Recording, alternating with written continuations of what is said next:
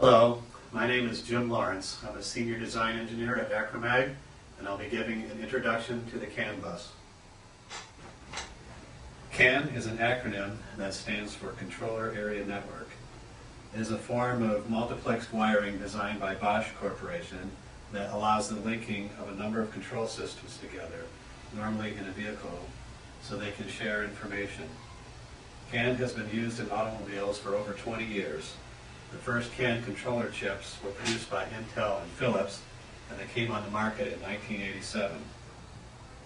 CAN is a very reliable data transmission that satisfies the real-time requirements of many applications. CAN is a multi-drop, multi-master serial bus that provides communications between controllers, sensors, and actuators. It is very reliable technology that has been well proven. It's been around since the mid-1980s. CAN bus is available on many low-cost microprocessors, and as a result of that, very inexpensive to use in designs of sensors and actuators. There are two versions of CAN that are in use, CAN 2.0A and CAN 2.0B. And the difference between the two standards is the B has an extended identifier. They use 29-bit identifier instead of 11, so it allows for more types of messages to be identified. There are two international standards. ISO 11898-2 is the high-speed CAN at 1 megabits per second, and then there's ISO 11898-3, which is a low-speed CAN applications at 125 kilobits per second. Now, CAN is well known in the automotive application area, but it has also seen extensive use in other areas as well, such as military vehicles, industrial machinery, medical systems, agricultural machinery, marine control and navigation, and elevator control systems are some examples of other CAN application areas. This slide shows a model of a networked layered representation of CAN, or any network application. And CAN defines the lower two levels, the data link layer and the physical layer. There are higher layer protocols that are built on top of CAN, and some of these are DeviceNet, CAN Open, CAN Aerospace, MilCAN, SAE J1939 is the automotive standard, and there's also ISO 1192, which is used for heavy trucks and to communicate between the truck and the trailer. So the characteristics of CAN are that all messages are broadcast messages, and any node on the bus can broadcast a message at any time it wants to.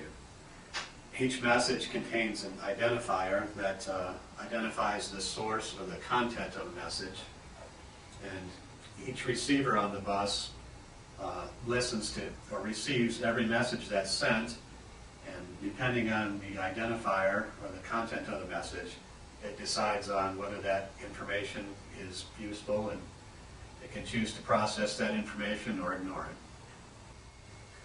The maximum length of a CAN bus is dependent on the bit rate that is being used on that bus.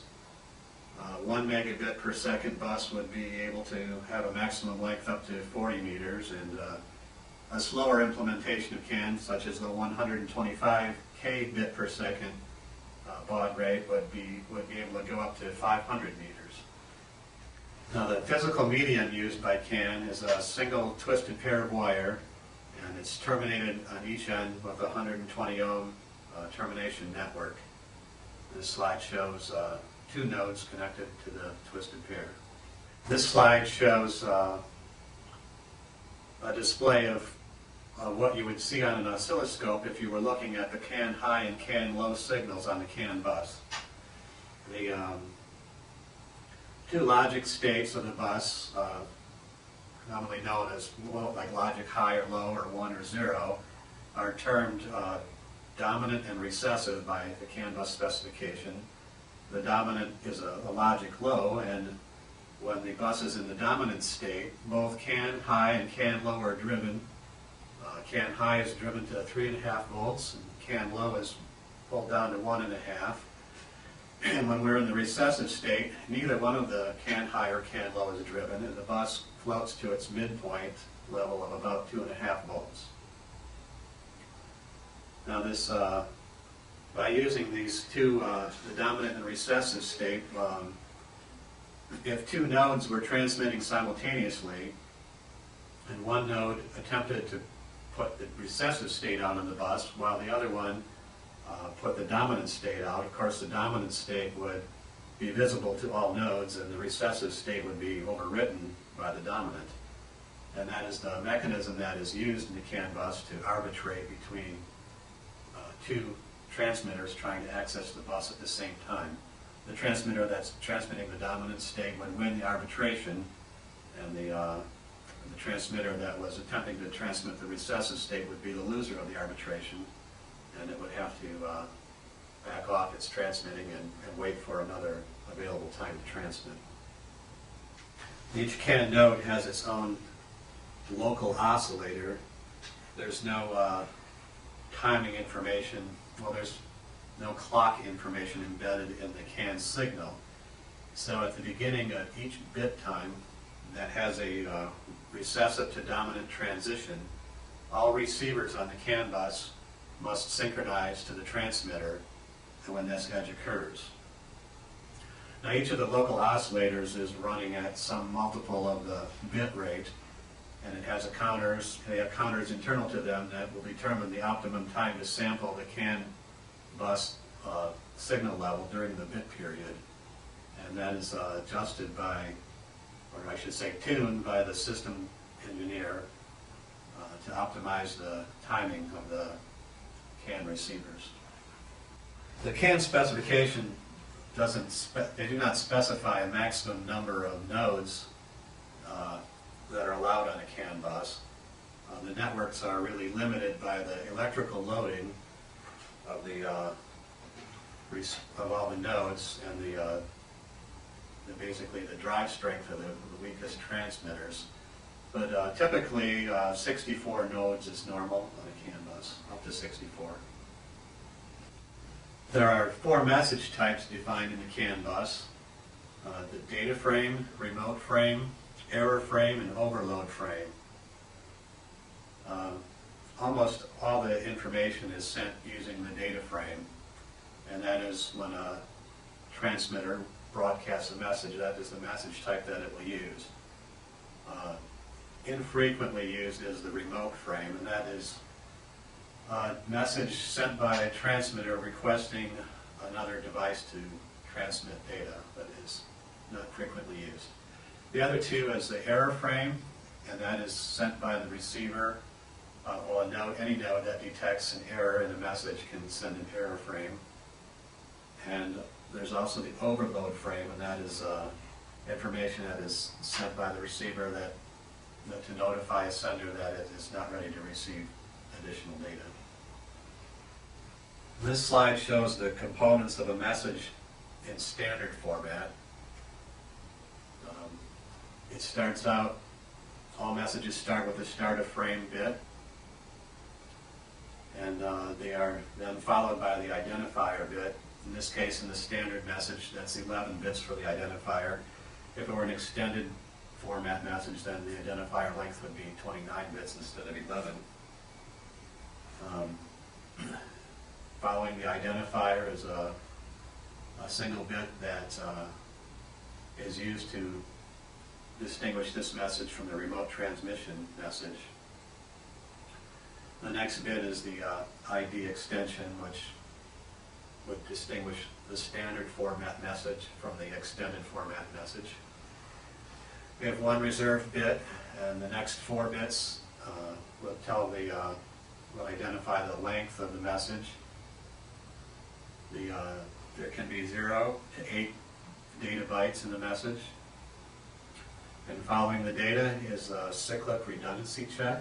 There's 15 bits of CRC, followed by one CRC delimiter. And then there's a bit period for the receivers of a message to acknowledge they've received the message. And there's 1 bit time for a delimiter, and then 7 bit times to identify the end of the frame. There are 5 different error detection capabilities designed into CAN.